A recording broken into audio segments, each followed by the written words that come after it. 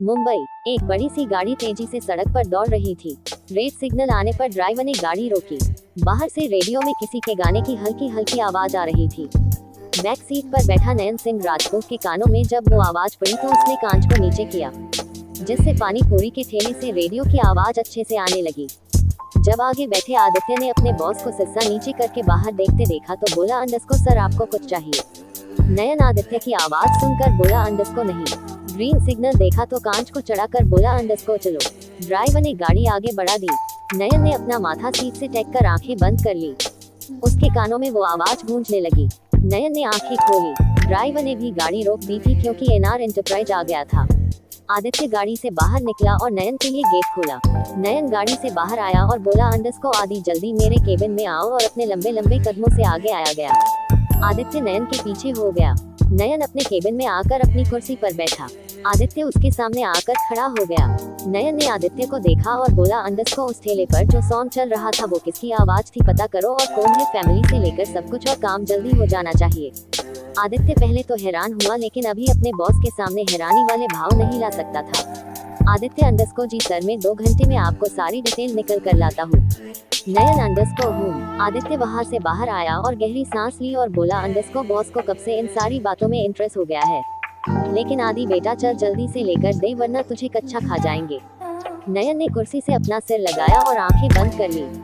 5 minute ही हुए थे कि उसका फोन बजा। नयन ने आंखें खोलकर फोन लिया और रिसीव किया और हेलो बोला। साहिर, अंडस्को हेलो भाई। नयन, अंडस्को हम बोल, क्या हुआ? साहिर, अंडस्को क्या भाई, आपने कुछ होगा तभी कॉल करूँगा क्या? कैसे है आप? नयन, अंडस्को मैं ठीक हूँ, तू कैसा है? सब ठीक तो है? साहिर, अंडस्को हाँ भाई सब ठीक है, मैं भी ठीक हूँ। नयन, अंडस्को अच्छा अब जल्दी बता फोन क्यों किया? साहिर, अंडस्को आपसे मिले हुए बहुत दिन हो गए हैं, इसलिए मैं आपसे मिलना चाहता हूँ। नयन, अंडस्को ठीक है, शाम को घर आ जाना। साहिर, अंडस्को ठीक है भाई। नयन ने कॉल काट दिया और फिर अपनी आंखें बंद कर ली। 2 घंटे बाद आदित्य केबिन में आकर लॉक किया तो नयन ने आने का बोला। आदित्य नयन के सामने आया और बोला, अंडस्को ये रही सर सारी डिटेल की, वो कौन है, उसकी फैमिली, सब कुछ। नयन, अंडस्को पढ़कर बताओ आदि। आदि ने बोलना शुरू किया, अंडस्को उसका नाम हीर मलिक है और वो दिल्ली से है। मलिक फैमिली बहुत पैसे वाली है। मलिक कारपेंटर उनकी फैमिली बिजनेस है जो हीर के पापा देव मलिक ने खड़ा किया है। देव मलिक की पहली पत्नी अब इस दुनिया में नहीं है। हीर मलिक जब 10 साल की थी तब वो इस दुनिया से विदा हो गई थी और उसके 1 साल बाद ही देव मलिक ने दूसरी शादी कर ली थी। उनका एक बेटा भी है जो अभी 10 साल का है। और सर, हीर की सौतेली माँ ने कभी भी हीर को प्यार नहीं किया, बल्कि हीर अपनी माँ के जाने के बाद अपने नाना नानी के साथ गुरुग्राम में रहती थी। हीर के नाना जी 4 साल पहले वो भी चले गए और नानी जी भी 2 महीने पहले इस दुनिया से चली गई। आदित्य आगे बोला, अंडस्को उन दोनों के जाने के बाद अकेली रह गई थी क्योंकि नाना नानी का घर मामा मामी ने ले लिया और हीर को मलिक हाउस जाने का बोल दिया। हीर मलिक हाउस आए, लेकिन देव मलिक की दूसरी पत्नी सीमा मलिक ने उसे अपनाने से मना कर दिया और घर से बाहर निकल दिया, ये कहकर के अब उसका उस घर में कुछ नहीं है, इसलिए आज के बाद कभी भी वो उस घर में ना आए। देव मलिक भी अपनी पत्नी के मुंह में कुछ बोल नहीं पाए और हीर को निकल दिया गया। उसके बाद हीर के पास कुछ पैसे थे तो वो मुंबई आ गई। आदित्य, अंडस्को और हीर मलिक का सपना है एक सिंगर और डांसिंग बनने का, इसलिए वो मुंबई में ऑडिशन देने आई थी। वो सॉन्ग वही का था और उनका सेलेक्ट भी हो गया। 2 दिन बाद एक इवेंट मैनेजमेंट है, उसमें 3 राउंड का कंपटीशन है जो 3 दिन तक चलेगा, जिसमें आपको भी चीफ गेस्ट के तौर पर बुलाया है। नयन, अंडस्को अभी हीर मलिक कहाँ रह रही है?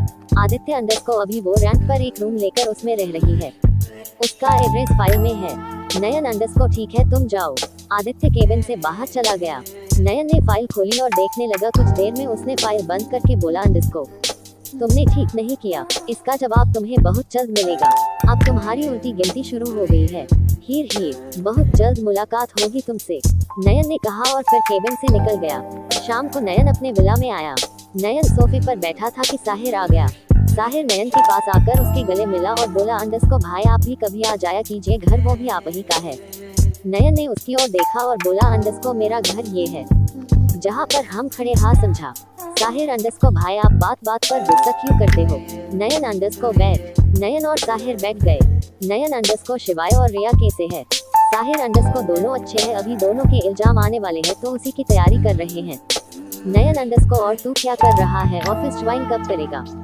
साहिर, अंडस्को अभी तो घूमने फिरने के दिन है भाई, और आप काम की बात कर रहे हैं। नयन अंडस्को 4 महीने बाद पूरा 26 साल का हो जाएगा। साहिर अंडस्को तो मैं भी 4 महीने बाद ज्वाइन कर लूंगा। नयन अंडस्को अच्छा, और वो क्या कर रही हैं? साहिर अंडस्को कौन भाई किसकी बात कर रहे हैं? अगर आप मम्मा की पूछ रहे हैं तो वो आपको याद कर रही थी, बोल रही थी कि आपको देखे हुए बहुत दिन हो गए हैं। नयन अंडस्को होम। नयन अंडस्को भाई मुझे आप समझ ही नहीं आते, आप मम्मा की परवाह भी करते हो लेकिन उनसे बात नहीं करते, ऐसा क्यों भाई? बल्कि हर बार उनके बारे में पूछते हैं आप। नयन कुछ नहीं बोला। साहिर अंडस्को हर बार की तरह आज भी चुप हो गए आप भाई। नयन अंडस्को ये सब छोड़ और जल्दी ऑफिस ज्वाइन कर ले, और अगर वहाँ नहीं होता तो मेरे पास आ जा। साहिर अंडस्को नहीं भाई मैं वही ठीक हूँ, मुझे आपकी तरह 24 घंटे काम नहीं करना। आपके पास तो आ गया तो आप 10 दिन में मेरा 1 किलो वजन घटा देंगे। नयन अंडस्को हो गई तेरी बकवास, मैं अंडस्को सर खाना लग गया है। नयन अंडस्को ठीक है, और फिर साहिर से बोला अंडस्को चल डिनर कर ले या वही जाकर करेगा। साहिर अंडस्को नहीं भाई आज आपके साथ ही करूँगा। नयन उठा और डाइनिंग टेबल की ओर बढ़। दोनों भाइयों ने खाना खाया और फिर साहिर चला गया।